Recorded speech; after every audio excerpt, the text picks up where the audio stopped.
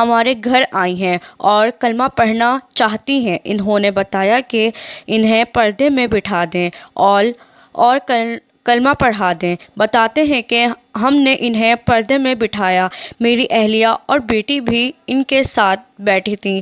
میں نے ان کے سامنے کلمہ پڑھا اور انہوں نے بھی میرے پیچھے پیچھے پڑھا۔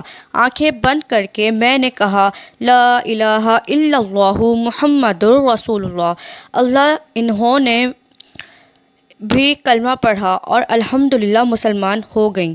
بتاتے ہیں کہ میری بیوی اور بیٹی دونوں نے مجھے یہی بات بتائی کہ جب انہوں نے کلمہ پڑھا تو وہ قسم کھا کر بتاتی ہیں کہ ہمیں ایسا لگا جیسے ہمارا کمرہ نور سے بھر گیا، نور ہی نور ہو گیا۔ یقیناً کلمہ ایسی ہی بڑی طاقت والا ہے۔